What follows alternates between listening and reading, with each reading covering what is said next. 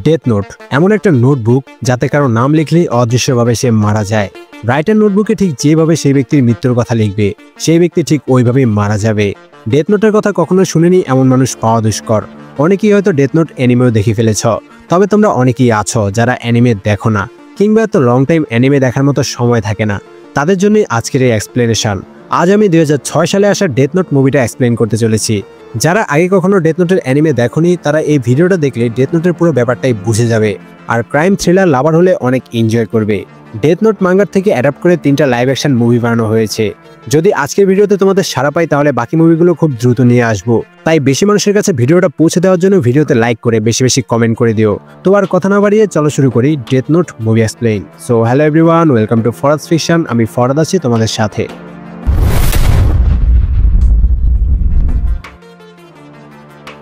Movie শুরু হয় জাপানের একটা শহর থেকে। যেহেতু এটা জাপানের মাঙ্গা তাই সম্পূর্ণ গল্পটাই জাপানকে ঘিরেই। মেঘের উপর থেকে আমরা পুরো শহরটাকে দেখতে পাই। সেদিন প্রচুর ঝড় বৃষ্টি হচ্ছিল। হঠাৎ উপর থেকে কালো রঙের একটা নোটবুক এসে রাস্তার উপরে পড়ে। সেটার উপর একটা লেখা ভেসে ওঠে, ডেথ নোট। অবাক করার বিষয় হচ্ছে চারদিকে বৃষ্টি পড়লেও নোটবুকটার উপর বৃষ্টি পড়ছিল না।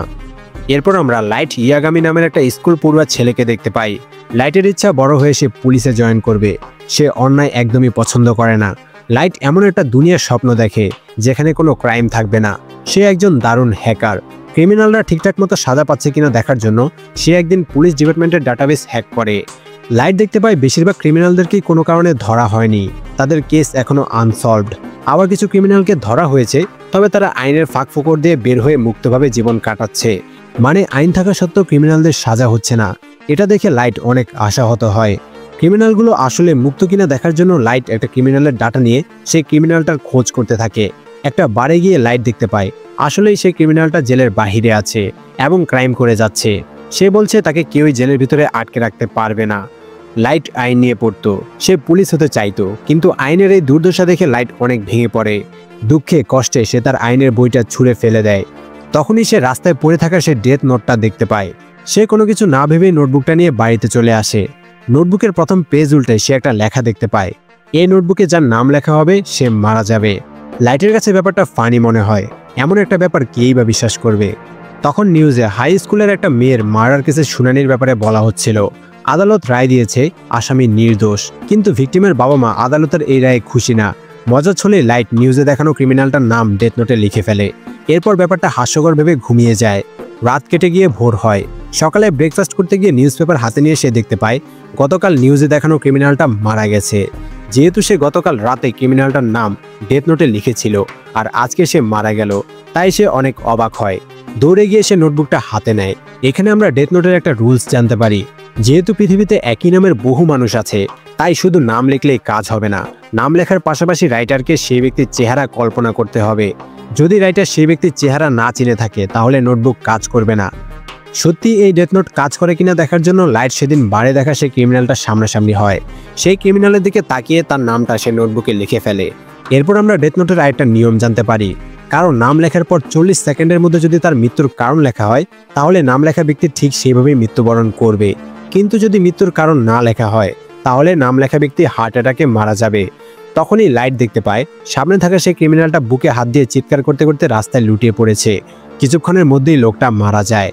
চোখের সামনে পুরো ঘটনা দেখতে পেয়ে এবার লাইট বিশ্বাস করে এই নোটবুক আসলেই কাজ করে। লাইট যখন বাড়িতে ফিরে আসছিল তখন উপর থেকে একটা ভয়ঙ্কর ভূতের মতো দেখতে একটা ক্যারেক্টারকে তার দিকে আসতে দেখে। সে লাইটকে বলে, নোটবুকটা তোমার ভালো লেগেছে জেনে আমি খুশি হলাম। লাইট একই সাথে ভয়ও পায় আবার অবাকও হয়। লাইট বলে, গড অফ ডেথ আমাকে দেখা দিয়েছে। মূলত এটা হচ্ছে একটা শিনিগামি, যাদেরকে জাপানিজরা গড অফ ডেথ বলে থাকে। এরা এক্সট্রা ডিমেনশনাল বিইং যারা শিনিগামি রিয়েলমে বাস করে। শিনিগামি লাইটকে বলে, আমি এই নোটবুকটা পৃথিবীতে ফেলেছিলাম। লাইট বলে, তুমি কি এটা ফিরিয়ে নিতে এসেছো? শিনিগামি বলে, নোটবুক যে খুঁজে পায় সেটা তার হয়ে যায়। লাইট বলে, এর বিনিময়ে কি তোমাকে আমার জীবন দিয়ে দিতে হবে? শিনিগামি হাসতে হাসতে বলে, সমস্যা নেই, যদি তুমি রাখতে না চাও তাহলে অন্য কাউকে দিয়ে দাও, তাহলে আমি তোমার ব্রেন থেকে ডেথ নোটের মেমোরি ইরেজ করে দিব। লাইট বলে, শুধু এতটুকুই? শিনিগামি বলে, এই নোটবুক ব্যবহার করার পর তুমি হয়তো অনেক ভয়ের মধ্যে দিয়ে যেতে পারো। সবার পক্ষে ডেথ নোট সামলানো সম্ভব হয় না। তখন লাইট জানতে পারে সে ছাড়া আর কেউ শিনিগামিকে দেখতে পায় না, শুধু যারা ডেথ নোট টাচ করবে তারাই শিনিগামিকে দেখতে পারবে। এরপর থেকে লাইট ডেথ নোটে একের পর এক ক্রিমিনালদের নাম লিখতে থাকে, আর সেই ক্রিমিনালগুলো সবার সামনে আচমকা কোনো কারণ ছাড়াই হার্ট অ্যাটাক করে মারা যেতে থাকে। এভাবে লাইট একে একে অনেকজন ক্রিমিনালকে হত্যা করে। জেলখানায় কোনো কারণ ছাড়াই একে একে ক্রিমিনালরা হার্ট অ্যাটাক করে মারা যায়, যেটা পুরোই একটা অস্বাভাবিক ব্যাপার। পুরো জাপান জুড়ে এই খবর ছড়িয়ে পড়ে, এমনকি পুরো ওয়ার্ল্ড ওয়াইড এই ঘটনা ঘটতে থাকে। যতজন মারা যাচ্ছে তারা সবাই হার্ট অ্যাটাকেই মারা যাচ্ছে, তার মানে সবগুলো মৃত্যু কানেক্টেড। আর যে এসব করছে মানুষ তার নাম দেয় কিরা, যার জাপানিজ অর্থ কিলার। অনেকেই কিরাকে ন্যায় বিচারক বলে, আবার অনেকেই তাকে মার্ডারার বলতে থাকে। একদিন নিউজে লাইভে একজন সাসপেক্টকে টোকিওর একটা ফাইন্যান্স কোম্পানিতে ডাকাতি করতে দেখানো হয়। যখন টিভিতে সেই সাসপেক্টের ছবি আর নাম দেখানো হয়, তখন ছবিটার দিকে তাকিয়ে লাইট ডেথ নোটে সাসপেক্টের নাম লিখে দেয়। এতে কিছুক্ষণের মধ্যেই সাসপেক্ট মারা যায় আর বন্দীরা বের হয়ে আসতে থাকে। অন্যদিকে কিরার এই ওয়ার্ল্ড ওয়াইড হত্যাকাণ্ডের জন্য ইন্টারপোল ICPO মানে international criminal police organisation investigation করা শুরু করে। এদিকে জাপানের ন্যাশনাল পুলিশ বলে এই হত্যাকাণ্ড পুরো বিশ্বব্যাপী ঘটছে, তাই তারা এর কোনো কুল কিনারা করতে পারছে না। হয়তো এটা কোনো ভাইরাসের কারণে ঘটছে, তারা বুঝতে পারছে না এই কেসটা তারা মার্ডার হিসেবে ইনভেস্টিগেশন করবে নাকি ভাইরাসের কারণে মৃত্যু হচ্ছে বলে হেলথ মিনিস্ট্রির কাছে কেস হস্তান্তর করবে। তবে পুলিশের চিফ ইয়াগামি বলে সে বিশ্বাস করে এটা প্ল্যান করা মার্ডার। কিরা যেভাবে ক্রিমিনালদেরকে হত্যা করছে এটাও একটা অন্যায়। এরপর চিফ জানতে পারে ICPO খুঁজে বের করেছে কিরা জাপানেই আছে, কারণ কিরার প্রথম মার্ডার জাপানেই হয়েছিল। আর এই তথ্য এল নামের একজন ডিটেকটিভ খুঁজে বের করেছে। এল পুরো পৃথিবী জুড়ে অনেক আনসলভড কেস সলভ করেছে। কিরার কেসের জন্য এলই একমাত্র ভরসা। তবে এল কারোর সামনে আসে না, তার আইডেন্টিটি সম্পর্কে কেউ জানে না। তার অ্যাসিস্ট্যান্ট ওয়াটারির মাধ্যমে অনলাইনে সে যোগাযোগ করে থাকে। ওয়াটারি ল্যাপটপ ওপেন করে আর এল তার ভয়েস চেঞ্জ করে পুলিশের সাথে কথা বলতে শুরু করে।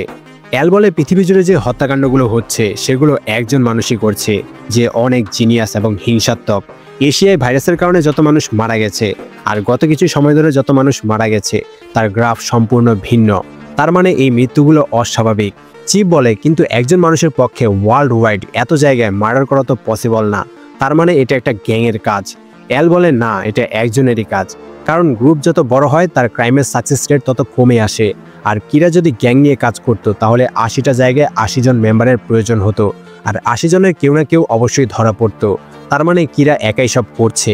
চিফ বলে কিন্তু কিরা বিভিন্ন জায়গায় একই সময়ে খুন কিভাবে করছে, এই ব্যাপারে সে কি যুক্তি দিবে। এল বলে সে ধীরে ধীরে কেসটাকে ছোট করে আনবে, তবে তার সময়ের প্রয়োজন। এই বলে এল কল কেটে দেয়। জাপানের ন্যাশনাল পুলিশ ICPO আর এল একসাথে মিলে কিরার কেস ইনভেস্টিগেশন করতে শুরু করে। চিফ ইয়াগামিকে এই কেসের লিডারশিপ দেওয়া হয়। এদিকে কিরা মানে লাইট রিউককে বলে মানুষ তার প্রশংসা করছে, এখন থেকে ক্রিমিনালরা ভয়ে কাঁপবে, হিস্টোরি চেঞ্জ হতে চলেছে, সে এক ক্রাইম ফ্রি ওয়ার্ল্ড তৈরি করবে, ফিউচার এখন তার হাতে। এরপর লাইট নিউজ চালিয়ে দেখতে পায় বিখ্যাত ডিটেকটিভ এল, যার পুরো নাম লেন্ট এল টেইলার, সে লাইভে এসে বলছে এখন থেকে সে ICPOর সাথে মিলে কিরার কেস ইনভেস্টিগেশন করবে। এই ক্রাইমের পিছনে কিরা নামের একজন আছে, যে একজন অহংকারী এবং বাচ্চা ছেলে মানে ইমম্যাচিওর খুনি, এবং সে কিরাকে খুব তাড়াতাড়ি অ্যারেস্ট করবে। সে খুব ইজিলি কিরার পরবর্তী স্টেপগুলো বুঝে ফেলতে পারছে। কিরা যাদেরকে হত্যা করছে কিরা সেই ক্রিমিনালদের থেকেও নিচু ক্রিমিনাল। এসব শুনে কিরা অনেক রেগে যায়, যেহেতু এলকে সে টিভিতে দেখেছে আর তার পুরো নামও জেনে গেছে, তাই এখন এলকে মারা তার কাছে কোনো ব্যাপারই না। সাথে সাথেই কিরা ডেথ নোট নিয়ে এলের পুরো নাম লিখে দেয়। এতে কিছুক্ষণের মধ্যে লাইভ টিভিতে এল তার বুকে হাত দিয়ে লুটিয়ে পড়ে, অতঃপর হার্ট অ্যাটাকে এল মারা যায়। এলকে মারা যেতে দেখে লাইটের মুখে একটা আনন্দের হাসি দেখা যায়, তবে সেই হাসি বেশিক্ষণ স্থায়ী হয় না। তখনই আবার এল লাইভে এসে বলে কিরা, তার মানে তুমি কোনো কিছু না করে অদৃশ্যভাবে মানুষকে হত্যা করতে পারো। এল জানায় একটু আগে কিরা যাকে মেরেছে সে একজন মৃত্যুদণ্ডপ্রাপ্ত আসামি ছিল। কিরাকে ধরার জন্য মূলত এল সেই আসামিকে এল সাজিয়ে লাইভে পাঠিয়েছিল। আসল এল এখনো বেঁচে আছে। তখন এল কিরাকে চ্যালেঞ্জ করে পারলে যেন তাকে মেরে দেখায়। এল আরও বলে সে জানে কিরা এখন টোকিওতে আছে। তারা বলেছে এই লাইভ ওয়ার্ল্ড ওয়াইড সম্প্রচার হয়েছে, যা মিথ্যা ছিল। আসলে এই লাইভ শুধুমাত্র জাপানে সম্প্রচার করা হয়েছে, তার মানে এটা নিশ্চিত হওয়া গেল যে কিরা জাপানেই আছে। এল বলে সে খুব তাড়াতাড়ি কিরাকে ধরে ফেলবে, সে হলো জাস্টিস। কিন্তু কিরা বলে না, সে হলো আসল জাস্টিস, দুর্বলদের রক্ষাকর্তা আর নতুন দুনিয়ার গড। তখন রিউক হাসতে হাসতে বলে তোমরা জাস্টিসের নামে মানুষকে হত্যা করো, এটা আসলে অনেক ফানি, আমি দেখব তোমাদের মধ্যে কে জিতে। এদিকে চিপ বলে এল কিরাকে ধরতে গিয়ে একজনকে হত্যা করিয়েছে, তাহলে এল আর কিরার মধ্যে কি পার্থক্য আছে? তারা দুইজনই খুনি। এই ঘটনার পর এল ভার্সেস কিরার মধ্যে একটা যুদ্ধ শুরু হয়ে যায়। কেউ কেউ কিরার পক্ষ নেয়, আবার কেউ কেউ এলের পক্ষ নেয়। এল এই পর্যন্ত হওয়া অস্বাভাবিক খুনগুলোর টাইম অ্যান্ড ডেট একসাথে করে কিরার আরও কাছাকাছি পৌঁছে যায়। মূলত খুনগুলোর টাইমিং মিলিয়ে তারা বুঝতে পারে জাপানের স্কুল চলাকালীন সময়ে একটাও খুন হয়নি। তার মানে কিরা একজন স্টুডেন্ট, সে স্কুল ছুটির পরেই খুনগুলো করে। এখন পর্যন্ত পাওয়া ইনফরমেশন অনুযায়ী কিরা জাপানে আছে এবং সে একজন স্টুডেন্ট। এরপর আমরা একটা শকিং জিনিস জানতে পারি। কিরার কেসে ইনভেস্টিগেশন করা লিডার চিফ ইয়াগামি মূলত লাইট ইয়াগামি মানে কিরার বাবা। তার মানে চিফ যাকে খুঁজছে সেই কিরা হলো তার নিজের ছেলে, কিন্তু সে জানে না। ডিনার করার পরে লাইট তার বাবাকে বলে সে জানে তার বাবার ব্যস্ত সময় যাচ্ছে, সে কিরার কেসে ইনভেস্টিগেশন করছে, তাই লাইট তার বাবাকে কিরার কেসে হেল্প করতে চায়। চিফ বলে যদিও লাইট আগেও পুলিশকে হেল্প করেছে আর তার ব্রেন অনেক শার্প, তবে কিরার কেসে লাইফ রিস্ক রয়েছে, তাই তার এই কেসে জড়ানোর দরকার নেই। এখানে আমরা রিউককে আপেল খেতে দেখি। রিউক শুধু আপেল ছাড়া অন্য কিছুই খায় না। কিরা পুলিশের ডাটাবেসে ঢুকে জানতে পারে, পুলিশ ইনভেস্টিগেশন করে জানতে পেরেছে কিরা একজন স্টুডেন্ট, তাই সে স্কুল টাইমে খুন করে না। এটা জানার পরপরই কিরা প্রতি ঘন্টায় একজন করে ক্রিমিনাল খুন করতে শুরু করে। এটা দেখে পুলিশ বলে এখন তো স্কুল টাইমেও খুন হচ্ছে, তাহলে কি কিরা স্টুডেন্ট না? এল বলে কিরা এখন তাদেরকে ধোকায় ফেলতে চাইছে। স্কুল টাইমেও খুন হচ্ছে মানে কিরা খুনের সময়কে ম্যানিপুলেট করতে পারে, মানে সে একটা নির্দিষ্ট টাইম লিখে দেয় আর ওই টাইমে মৃত্যু হয়। এল আরও বলে তাদের ইনফরমেশন কোনোভাবে লিক হয়ে যাচ্ছে। মাত্র 3 দিন আগেই তারা ইনভেস্টিগেশন করেছে যে কিরা স্টুডেন্ট, আর তার পরপরই খুনের টাইম চেঞ্জ হয়ে গেল। অর্থাৎ কিরা পুলিশ ডিপার্টমেন্টের মধ্যেই আছে অথবা পুলিশের কাছের কেউ। এদিকে পরদিন লাইট আর রিউক বাইরে হাঁটছিল আর কিরা বলছিল যে সে খুব তাড়াতাড়ি ওয়ার্ল্ডকে ক্রাইম ফ্রি করে ফেলবে। তখন লাইট নোটিস করে কেউ একজন তার পিছু করছে। রিউক বলে কি মনে হয় পুলিশ তার পিছে লেগেছে কিনা? লাইট বলে তাকে সন্দেহ করার তো কোনো কারণ নেই, তাহলে তার পিছু করছে কেন? লাইট বাড়ি ফিরে আসলে সেই এজেন্টও পিছে পিছে তার বাড়ি পর্যন্ত পৌঁছে যায়। রাতে রিউক বলে শিনিগামিরা ডেথ নোটের মাধ্যমে হাজার হাজার বছর ধরে বেঁচে থাকে। ডেথ নোটে লেখা কোনো ব্যক্তি যখন মৃত্যু হয় তখন তাদের জীবনের বাকি অংশ এই ডেথ বুকের আসল মালিক মানে শিনিগামিদের আয়ুতে যুক্ত হয়। এইভাবেই তারা হাজার হাজার বছর ধরে বেঁচে থাকে। লাইট বলে তারা কিভাবে বুঝে যে মারা যাওয়া ব্যক্তির আর কত বছর আয়ু ছিল? রিউক বলে সে সবার কপালে তাদের নাম আর আয়ু লেখা দেখতে পায়। এটা শুনে লাইট এক্সাইটেড হয়ে বলে তাহলে তুমি আমাকে এলের পুরো নাম আর তার পরিচয় বলে দাও। রিউক বলে না, আমি এমনটা করতে পারবো না, আমি তোমার পক্ষেও নেই আবার এলের পক্ষেও নেই। তবে লাইট চাইলে অন্যদের নাম আর আয়ু জানতে পারবে, কিন্তু বিনিময়ে তার জীবনের অর্ধেক আয়ু রিউককে দিয়ে দিতে হবে। লাইট তার আয়ু রিউককে দিতে রাজি হয় না। এরপর আমরা ডেথ নোটের আরও একটা রুলস জানতে পারি। কারণ নাম লেখার 40 সেকেন্ডের মধ্যে মৃত্যুর কারণ না লিখলে সেই ব্যক্তি হার্ট অ্যাটাক করে মারা যাবে। এটা আমরা আগেই জেনেছিলাম। আর যদি মৃত্যুর কারণ লেখা হয় তাহলে 6 মিনিট 40 সেকেন্ডের মধ্যেই সম্পূর্ণ ডিটেলস লিখে দিতে হবে। পুলিশ জানতে পারে আরও 3 জন কয়েদি জেলের মধ্যেই মারা গেছে। তাদের মধ্যে একজন মারা যাওয়ার আগে দেয়ালে নিজের আঙুল কেটে একটা স্টার এঁকেছিল, দ্বিতীয়জন সুইসাইড নোট লিখে গেছে, আর তৃতীয়জন নিজের সেল থেকে বের হয়ে বাথরুমে গিয়ে হার্ট অ্যাটাক করে মারা গেছে। তখন এল বলে মনে হচ্ছে কিরা নতুনভাবে হত্যা করার জন্য এই 3 জনের উপর টেস্ট করেছে। এদিকে লাইট বলে সে ঠিক যেভাবে লিখেছিল ওই 3 জন ঠিক সেভাবেই মারা গেছে। এরপর সে কিছু একটা ভেবে রিউককে বলে যে ডেথ নোট টাচ করবে সেই তো তোমাকে দেখতে পারবে, তাই না? এই বলে লাইট ডেথ নোটে কিছু একটা লিখতে শুরু করে। পরদিন সে তার গার্লফ্রেন্ড শিউরির সাথে দেখা করে এবং শিউরিকে নিয়ে একটা বাসে উঠে যায়। তাকে ফলো করতে করতে সে এজেন্ট যে লাইটকে ফলো করছিল সেও বাসে উঠে যায় এবং লাইটের পিছনের সিটে গিয়ে বসে। লাইট তাকে বলে সে কেন লাইটকে ফলো করছে। এজেন্ট বলে সে কিছুই বুঝছে না লাইট কি বলছে, সে কেন তাকে ফলো করতে যাবে।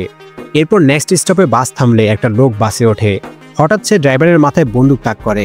এজেন্ট দেখতে পায় এই লোকটাও একজন ক্রিমিনাল। সে বাস কোম্পানিকে কল করে 100 মিলিয়ন দাবি করে। এদিকে কিরা ততক্ষণে একটা ছোট পেপারে কিছু একটা লিখে পিছনে সেই এজেন্টকে দেখায়। পেপারে লেখা ছিল আমি সুযোগ পেলে ওকে ধরে ফেলবো। এজেন্ট বলে এমন কিছু করার দরকার নেই। সে তার বেজ দেখিয়ে বলে সে একজন FBI এজেন্ট, সে সামলে নিবে। কিরা সেই ছোট্ট কাগজের টুকরাটা নিচে ফেলে দেয়। তাদেরকে কথা বলতে দেখে সে হাইজ্যাকার তাদের কাছে আসে। নিচে পড়ে থাকা কাগজের সেই টুকরোটা হাতে তুলে নিয়ে পড়ার পর সেই লাইটের মাথায় বন্দুক তাক করে। মূলত এখানে লাইট ডেথ নোট থেকে এই টুকরোটা ছিঁড়ে নিয়ে এসেছে। আর হাইজ্যাকার ডেথ নোটের এই টুকরোটা টাচ করার কারণে রিউককে দেখতে পায়। রিউককে দেখে ভয় পেয়ে সে রিউকের দিকে তার বন্দুকের যতগুলো বুলেট ছিল সবগুলো ফায়ার করে দেয়। কিন্তু এতে তো রিউকের কিছুই হয় না, কারণ সে গড অফ ডেথ। বুলেট শেষ হয়ে যাওয়ায় সে ভয়ে পালানোর জন্য দৌড়ে বাস থেকে নেমে যায় আর একটা গাড়ি এসে তাকে ধাক্কা মারে, সাথে সাথেই সে মারা যায়। আমরা লাইটের থেকে জানতে পারি বাসে ওঠা থেকে শুরু করে হাইজ্যাকারের মৃত্যু পর্যন্ত যা যা হয়েছে সেই সবকিছুই লাইটের প্ল্যান ছিল। সে এই হাইজ্যাকারের মৃত্যুর কারণ এইভাবেই লিখেছিল। এই ঘটনা দেখে শিউরি অনেক অসুস্থ হয়ে পড়ে। লাইট এজেন্টকে বলে যদি তার কোনো প্রশ্ন থাকে তাহলে যেন তার সাথে একা দেখা করে। লাইট শিউরিকে নিয়ে হাসপাতালে চলে যায়। এদিকে এফবিআই এজেন্ট রে তার ফিয়ন্সের কাছে ফিরে যায়। রে এর ফিয়ন্সে নিজেও একজন এজেন্ট। লাইট বাড়ি ফিরে এসে বলে নিশ্চয়ই এটা এলের কাজ। পুলিশ ডিপার্টমেন্টের সাথে সম্পৃক্ত কেউই কিরা। এই সন্দেহে এল ডিপার্টমেন্টের লোকেদের ফ্যামিলির লোকেদের উপর এজেন্ট লাগিয়ে নজর রাখছে। লাইট বুঝতে পারে রে একমাত্র এজেন্ট না, এমন আরও অনেকজন এজেন্ট আছে যারা বিভিন্ন জনকে ফলো করছে। যদি লাইট শুধু তাকে ফলো করা এজেন্টকে মেরে ফেলে তাহলে সন্দেহ তার উপর আসবে। এল বুঝে যাবে যেহেতু লাইটকে ফলো করা এজেন্ট মারা গেছে, তার মানে লাইটই হলো আসল কিরা। তাই এজেন্টদেরকে মারতে হলে সব এজেন্টদেরকে একই সাথে একই টাইমে মারতে হবে। তখন রিউক অবাক হয়ে বলে লাইট, এফবিআই এজেন্টরা কিন্তু ক্রিমিনাল না, তাদেরকে মারা ঠিক হবে না। পরদিন রে তার ফিয়ন্সের সাথে চার্চে যাওয়ার কথা, কিন্তু হঠাৎ করে রে বলে তার একটা জরুরি কাজ আছে, তাই সে চার্চে যেতে পারবে না। রে আর কিছু না বলে স্টেশনে গিয়ে ট্রেনে উঠে যায়। রে এর এই সময় ট্রেনে করে কোথাও যাওয়ার কথা না, তাহলে সে কোথায় যাচ্ছে? রে এর ফিয়ন্সে একজন এজেন্ট হয় তার সন্দেহ হয়, তাই সে রেকে ফলো করে ট্রেনে উঠে পড়ে। রে ট্রেনে উঠে একটা খাম দেখতে পায়। খামটা খুলে সে একটা ট্রান্স রিসিভার আর কিছু কাগজ দেখতে পায়। ট্রান্স রিসিভারের মাধ্যমে কিরা রে এর সাথে কন্ট্যাক্ট করে। কিরা বলে সে রেকে প্রতি মুহূর্তে দেখছে, উল্টাপাল্টা কিছু করলেই তাকে মেরে ফেলবে, তাই তাকে কিরার কথা মতো কাজ করতে হবে। আমরা পাশেই লাইটকে লুকিয়ে থাকতে দেখি। রে বলে সে কিভাবে বিশ্বাস করবে সেই আসল কিরা। তখন কিরা বলে তার পাশের সিটে যে বসে আছে সে একজন রেপিস্ট, যাকে 2 বছর আগে অ্যারেস্ট করা হয়েছিল, কিন্তু সে তার ক্ষমতা খাটিয়ে বের হয়ে এসেছে। তখনই সেই রেপিস্ট হার্ট অ্যাটাক করে রে এর পাশেই মারা যায়। রে বিশ্বাস করতে বাধ্য হয় সে আসল কিরার সাথে কথা বলছে। রে এর ফিয়ন্সে নাওমি তখন দূর থেকে রেকে দেখছিল। কিরা জিজ্ঞেস করে তারা মোট কতজন এজেন্ট আছে। রে বলে সে সহ 11 জন আছে। কিরা রেকে সেই এজেন্টদের নাম তার দেওয়া কাগজের শূন্যস্থানগুলোতে লিখতে বলে। রে বলে সে তাদের নাম জানে না। তখন কিরা বলে তাদের লিডারকে সেটা তো অবশ্যই জানে, তার নাম একটা নির্দিষ্ট শূন্যস্থানে লিখতে বলে। রে তাদের লিডারের নাম সেই শূন্যস্থানে লেখার সাথে সাথেই সব এজেন্টের নাম আর ছবি একটা মেলের মাধ্যমে রে এর কাছে চলে আসে। এরপর কিরা এজেন্টদের নামগুলো বাকি শূন্যস্থানে লিখতে বলে। রে বাধ্য হয়ে তাদের নামগুলো বাকি শূন্যস্থানে লিখে দেয়। তখন আমরা ডেথ নোটের আরেকটা রুলস জানতে পারি, যদি কেউ ডেথ নোটের মালিক নাও হয়ে থাকে তবুও যদি সে ডেথ নোটে কারো চেহারা ভেবে ওই ব্যক্তির নাম লেখে তাহলে সেই ব্যক্তি মারা যাবে। তো এখানে কি হতে চলেছে আশা করি তোমরা অনেকেই বুঝতে পেরে গেছো। রে আবার খামটাকে আগের জায়গায় রেখে দেয়। তখন হঠাৎ করে সে রিউককে ট্রেনের বাইরে দেখতে পায়। হঠাৎ এমন ভয়ঙ্কর কিছু একটা দেখে সে ভয় পেয়ে যায়। কিরার কথা মতো সে ট্রেন থেকে বের হয়ে আসে। তার ফিয়ন্সও ট্রেন থেকে বের হয়ে তাকে ডাক দেয়। এমন সময় রে এর হার্ট অ্যাটাক হয়। কিরা মানে লাইট ট্রেনে থেকে এই দৃশ্য দেখে। রে তার ফিয়ন্সের সামনেই মারা যায়। সো এখানে কি হয়েছে তোমাদের একটু বুঝিয়ে বলি। রে কিন্তু বাকি এজেন্টদেরকে চিনত না, তবে সে তাদের লিডারকে চিনত। আর রের হাতে যে কাগজটা ছিল তার নিচে মূলত ডেথ নোটের পেজ ছিল। রে প্রথমে ডেথ নোটে লিডারের নাম লিখেছে। সেই শূন্যস্থানের নিচে লাইট লিখে রেখেছিল যার নাম লেখা হবে সে এজেন্টদের ইনফরমেশন রেকে মেল করে দিবে। তো ঠিক তেমনটাই হয়। এরপর মেলের ইনফরমেশন দেখে রে বাকিদের নামও ডেথ নোটে লিখে দেয়। রে এর মৃত্যুর কথা লাইট আগে লিখে রেখেছিল, তাই রে হার্ট অ্যাটাক করে মারা যায়। আর রে এর লেখার কারণে সে লিডার সহ বাকি এজেন্টরাও একই টাইমে জাপানের বিভিন্ন জায়গায় হার্ট অ্যাটাক করে মারা যায়। পুলিশের কাছে এই খবর আসার পর সবাই অনেক ভীত হয়ে যায়। তার মানে কিরার কেসে কাজ করা মানে যে কোনো সময় মৃত্যু হতে পারে। চিফ বলে যদি কেউ এই কেস এখানে ছেড়ে চলে যেতে চায় তাহলে সে যেতে পারে, আর যারা নিজের জীবনের পরোয়া না করে কিরাকে ধরতে সাহায্য করতে চায় শুধু তারাই যেন থেকে যায়। এই কথা শুনে একে একে প্রায় সব অফিসাররা বের হয়ে চলে যেতে থাকে। শেষে তারা মাত্র 6 জন থাকে। এল বলে সে আর ওয়াটারিও সাথে আছে। তখন চিফ সহ অন্যরা বলে এল তো লুকিয়ে আছে, তার চেহারা এবং পরিচয় কেউ জানে না, তাই তার কোনো টেনশন নেই। এখন তো এলকেও বিশ্বাস করা কঠিন হয়ে যাচ্ছে। তারা এলকে সামনে আসতে বলে যাতে তাকে নিয়ে তাদের কোনো সন্দেহ না থাকে। তখন এল তাদের সাথে দেখা করতে রাজি হয়ে যায়। তখন ওয়াটারি তাদেরকে একটা বাসায় নিয়ে যায়। সেখানে গিয়ে তারা লাইটের বয়সের একটা ছন্নছাড়া ছেলেকে দেখতে পায়। সে তার পরিচয় দেয় সে হচ্ছে এল, কিন্তু কেউই বিশ্বাস করতে পারছিল না এটা এল। তারা ওয়াটারির দিকে তাকালে ওয়াটারি ইশারা দেয় এটাই হচ্ছে এল। তারা প্রত্যেকে তাদের নাম বলে, তবে এল তার আসল নাম বলে না। সে তাকে রিউজাকি নামে ডাকতে বলে। এল বলে সেদিন জেলে যে 3 জনের মৃত্যু হয়েছিল সেটা কিরার এক্সপেরিমেন্ট ছিল। এর কিছুদিন পরে কিরা এজেন্টদেরকে মেরেছে, তার মানে কিরা পুলিশ ডিপার্টমেন্টের সাথে জড়িত আছে। এরপর রের মৃত্যুর সময় সিসিটিভি ফুটেজ দেখে এল কয়েকজনকে সাসপেক্ট করে। সে চিপ আর বাকিদেরকে সাসপেক্টের ছবি দেখায়। তারা হলো চিপ আর ডেপুটি চিপের ফ্যামিলি মেম্বার, যেখানে লাইট, তার বোন এবং মাও আছে। চিপের ফ্যামিলির দিকে সন্দেহ যাচ্ছে দেখে চিপ কিছুটা আতঙ্কিত হয়ে যায়। এরপর এল বলে রের ফিয়ন্সে নিজেও একজন এজেন্ট ছিল এবং সে এলের আন্ডারে কাজও করেছিল। সে নিশ্চয়ই কিছু দেখেছে আর তাই নিজেই ইনভেস্টিগেশন করছে। এল বলে কনফার্ম হওয়ার জন্য চিপ আর ডেপুটি চিপের বাড়িতে গোপন ক্যামেরা লাগাতে হবে। চিপ আর অন্যরা ক্যামেরা লাগানোর ব্যাপারে অসম্মতি জানায়, তবে চিপের ফ্যামিলি যে নির্দোষ সেটা প্রমাণ করার জন্য ক্যামেরা লাগাতেই হবে। এদিকে রেয়ের ফিউন্সে নাওমি ইনভেস্টিগেশন করে জানতে পারে রেয়ের দায়িত্ব ছিল লাইটকে ফলো করা, তাই নাওমি প্রথমে লাইটের গার্লফ্রেন্ড শিউরির সাথে দেখা করে। এদিকে লাইট আগে থেকে কিছু ক্রিমিনালের নাম লিখে তাদের মৃত্যুর দিন তারিখ লিখে দেয়, যাতে সামনে কখনো সে অসুস্থ থাকলেও মৃত্যু থেমে না থাকে, তাহলে তার উপর সন্দেহ আর আসবে না। পরদিন শিউরি নাওমিকে লাইটের সাথে দেখা করায়। নাওমি তার নাম বলে মিস মাকি। সে জানায় সে কিরার কেস নিয়ে একটা আর্টিকেল লিখছে। তাদের মধ্যে কিরার কেস নিয়ে কিছুক্ষণ কথা হয়। নাওমি বলে সে সন্দেহ করছে লাইট হচ্ছে কিরা। লাইট বলে সে এসব ব্যাপারে কিছুই জানে না। এর মাঝেই কিরার ডেথ নোটের একটা টুকরো নিয়ে নাওমির কার্ডে দেওয়া নাম লিখতে শুরু করে। নাওমির কথায় তারা চলে যাওয়ার সময় নাওমি বলে লাইট তাকে মারতে পারবে না, কারণ কার্ডে ভুল নাম দেওয়া আছে। ভুল নামের কারণে আসলে নাওমি মারা যায় না। সে আরও বলে সে রেয়ের খুনি কিরাকে অ্যারেস্ট করেই ছাড়বে। বাড়িতে ফিরে এসে লাইট অস্বাভাবিক কিছু লক্ষ্য করে। নিজের রুমে ঢুকে সে অন্য কারো ঘ্রাণ পায়। লাইট অনেক ইন্টেলিজেন্ট হওয়ায় বুঝে যায় যে তার বাড়িতে কেউ এসেছিল, তার মানে তার উপর নজর রাখার জন্য পুরো বাড়িতে ক্যামেরা আর বাগ লাগানো আছে। লাইট তখন রিউকের সাথে কোনো কথাই বলে না। বের হয়ে গিয়ে সে রিউককে বলে ভিতরে সে কথা বলেনি, কারণ সেখানে ক্যামেরা লাগানো ছিল। এদিকে চিপ, এল আর অন্যান্য অফিসাররা দিনরাত ক্যামেরায় লাইটকে পর্যবেক্ষণ করতে থাকে, কিন্তু সন্দেহজনক কিছুই খুঁজে পায় না। চিপ জিজ্ঞেস করে কিভাবে প্রমাণ হবে লাইট কিরা না। এল বলে লাইট ক্যামেরায় বন্দি থাকা অবস্থায় যদি লাইভে একটা খুন হয় তাহলে লাইট নির্দোষ প্রমাণ হবে। 3 দিনের মাথায় একজন খুন হয়, এতে চিপ অনেক খুশি হয়ে যায়, কিন্তু এল বলে এটা লাইভ খুন ছিল না। ভুলে গেলে চলবে না, কিরা মৃত্যুর তারিখ আগে থেকে ঠিক করে দিতে পারে। এরপর আবারও কিছু সময় কেটে যায়। রাতে লাইট ডিনার শেষ করে চিপসের প্যাকেট নিয়ে রুমে পড়ার জন্য চলে আসে। সে চিপস খেতে খেতে পড়ছিল। এদিকে নিউজে দেখানো হয় একজন সাসপেক্ট 5 বছরের একটা বাচ্চা মেয়েকে কিডন্যাপ করে হত্যা করে ফেলেছে, আর এই খবরটা লাইভে চলছে।